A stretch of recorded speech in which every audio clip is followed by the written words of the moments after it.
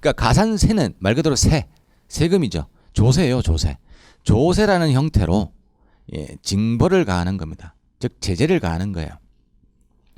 의무를 성실히 이행하는 자에게는 당연히 뭐 제재를 가할 필요 없겠지만 의무를 성실히 이행하지 않은 자에게 제재하는 수단은 여러 가지가 있다.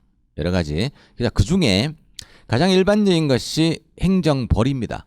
행정벌이라는 것은 형벌과 질서벌이 있죠.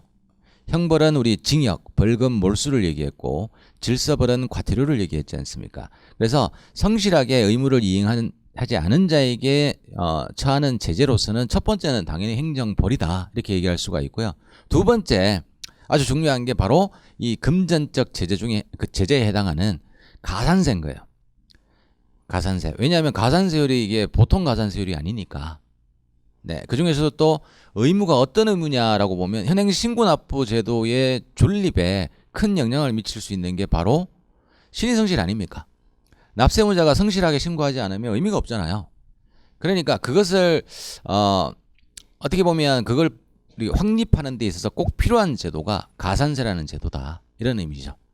납세 신고를 불성실하게 하게 되면 결국은 부족세액이 발생한 거 아니에요. 따라서 신고납부제도가 원칙이니까 현행 이 신고납부제도의 확립과 발전을 위해서는 반드시 불성실하게 하는 자에 대해서는 강하게 제재할 필요가 있다. 그게 가산세가 가지고 있는 큰 의미입니다. 그래서 올해 우리 50점 기출문제에서도 채권확보수단이라는 아주 큰 논제 중에 가산세가 먼저 언급이 되고 있거든요. 가산세는 모두가 채권확보 기능을 가지고 있는 건 아니지만 지금 보시는 42조 가산세는 채권확보 기능도 있는 거예요. 채권확보. 자, 어떤 채권확보냐면 직접적인 것보다는 야, 네가 불성실하게 신고하고 세금을 적게 내면 가산세가 부과가 돼. 두 번째, 과거에는 가산세가 부과가 안 되었는데 지금은 납부기한 내에 완납 안 하면 가산세가 부과가 돼. 그렇게 보면 42조 가산세는 채권확보 기능을 가지고 있는 거예요. 미납부세액이 아닙니까? 납부기한 내에 완납하지 않는 경우. 그럼 세관장은 체납이 발생한 거 아닙니까? 그렇죠? 그래서 이 42조 가산세는 채권확보 기능을 가진다라고 볼 수가 있는 거예요. 그래서 올해 50점 문제도 가산세 부과 사유가 우리 채권확보 기능을 가지고 있는 42조 가산세만 있는 게 아니니까 10가지 부과 사유를 한번 적어봐라. 두 번째, 이 10가지 중에서 두 번째 논제가 42조 가산세율을 적어라. 42조라고 명확하게 50점 문제에서 제시를 하죠. 42조 가산세율을 적어라. 세 번째가 감면되는 경우가 있는데 그것도 한번 5가지를 한번 적어봐라. 이게 첫 번째 대논제였어요. 두 번째가 이제 담보 쪽이고 세 번째가 기타 채권확보 기능을 가지고 있는 것들이거든요. 그러니까 첫 번째 50점 논제에 해당 그게 배점이 20점 문제였는데 첫 번째가 관세법상의 가산세의 부과 사유예요. 그러면 말 그대로 어떠한 경우에 관세법상의 가산세가 부과되는지 사유를 언급하라라는 거 아닙니까? 10가지. 그쵸? 자, 그러면 자 50점 문제 그것을 먼저 제가 말씀을 드리면 274페이지로 오셔서 여기서부터 3번 큰 목차가 시작이 되고 4번, 5번, 6번, 7번 뭐 이렇게 넘어가가지고 마지막 8번 큰 목차까지 281페이지까지 있어요. 그쵸?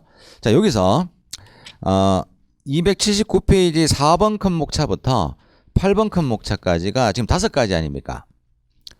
맞습니까? 이것도 우리 관세법상의 가산세 부과 사유죠. 그러니까 여행자가 이 면제받지 않는 물품인데도 자진신고를 하지 않았다. 즉 신고하지 않았다. 그러면 가산세가 부과가 되죠. 근데 이게 좀 재밌는 게 부과사유 10가지라고 해서 관세법에 10가지가 있는 게 아니에요. 그중에 10가지를 적으라는 거예요. 10가지. 자, 이것을 어떻게 우리가 해석을 하느냐면 이게 저의 개인적인 해석이 아니라 관세청이든 뭐 그냥 교수님이든 간에 사유라는 것을 얘기했을 때 딱 명확하게 몇 개다라고 얘기할 수가 없습니다. 왜? 일단 여행자 휴대폰도 보면 휴대폰만 있는 게 아니고 이사물품도 있지 않습니까? 이건 부과사유가 2가지인 거예요. 명확하게 얘기하면. 휴대폰 미신고 가산세, 이사물품 미신고 가산세예요. 우리는 법은 같이 돼 있지만 그렇죠? 그것을 10가지 적으라고 했을 때 이걸 2가지로 나눴다고 해서 틀렸다? 절대 아닙니다. 부과사유가 달라요. 여행자 휴대폰하고 이사물품은 다른 거니까. 이걸 2가지 적어도 되는 겁니다. 1가지 적어도 상관없어요. 나머지 또 10가지를 채우면 되는 거니까. 네. 두 번째는 재수출 불이행 가산세 있죠. 자, 얘도 마찬가지예요. 재수출 감면세가 있고 재수출 면세가 있어. 이것도 하나로 적는 사람도 있지만 두 가지로 또 나눠서 적는 사람도 있을 수 있는 거예요. 다 틀린 거 아닙니다. 절대. 그 다음 적시반출 물품 얘는 뭐 그냥 하나고 밑에 있는 수입 또는 반송신고 지연가산세. 자, 얘도 마찬가지입니다. 신고지연가산, 수입신고지연가산세 그리고 반송신고지연가산세 이것도 나눠 적었다고 해서 틀린 건 절대 아닌 거예요. 그리고 마지막 연속공고물품 이건 하나의 규정입니다. 얘는 하나로 적어요. 근데 제가 판단할 때 분명히 출제하신 분은 그것을 다 고려했을 겁니다. 그러니까 10가지가 있으니 10가지를 적어라는 게 아니에요. 가산세가. 부가사유는 더 많습니다. 여기에 이외에도 이 규정 중에 일부 규정을 준용하는 것 중에 중요한 것이 얘가 중요해요. 얘는 꼭 적어야 되는 파트이기도 한데 보세공장입니다. 보세공장. 보세공장에 반입을 한 후에 30일 이내에 수입 신고할 수 있는 규정이 있어요. 허용을 해주되 만약 30일 이내에 수입 신고를 하지 않으면 지금 이 파트에 있는 7번 큰 목차 신고지연 가산세가 부과되거든요. 맞죠? 그것도 관세법상의 가산세 부과 사유예요. 그러니까 우리 보세공장 볼까요? 아마 체크가 돼 있을 겁니다. 제가 설명을 해드렸기 때문에. 교재 어디를 보시냐면 606페이지에 4번 목차. 자, 보세공장에서 수입 통관을 하고 난 다음에 사용하게 되는 물품인데 수입 통관하고 난 다음에 보세공장에 반입해서 사용하면 아무런 문제가 없죠. 근데 이것을 어떻게 한다? 원재료가 아님에도 불구하고 보세공장에 먼저 반입을 하라. 허용해 주겠다. 그리고 밑에 있는 청구 박스. 반입했으니까 반입한 날로부터 30일 이내에 수입 신고를 해라. 근데 만약 수입 신고를 하지 않으면 제가 어떻게 한다고 했어요? 가산세가 부과된다. 이렇게 했었죠. 이게 가산세 부과 사유입니다. 실제로 부과가 돼요. 30일 이내에 신고를 만약에 안 하면. 이것도 부과 사유에 해당이 돼요. 자, 이것만 보더라도 지금 무궁무진합니다. 넘쳐나요. 그리고 42조 가산세로 이제 넘어갈까요? 42조 가산세. 274페이지에 가시면 첫 번째 42조 가산세의 첫 번째가 뭐냐면 미납부세액 또는 부족세액이죠. 자, 사유 전혀 다릅니다. 미납부세액에 따라 가산세가 부과되는 경우 부과사유예요. 두 번째, 부족세액을 쟁수할 때 부과되는 가산세 부과사유입니다. 자, 부족세액도 또 두 가지로 또 나눌 수 있어요. 납세무자가 수정신고할 때에 적용되는 가산세, 세관장이 경정할 때 적용되는 가산세. 그쵸? 이것만 보더라도 세 가지로 나누어 쓸 수도 있고요. 그냥 하나로 적어도 틀린 거 아닌 거예요. 다 들어가 있으니까. 그 다음은 부당가소신고입니다. 부당가소신고.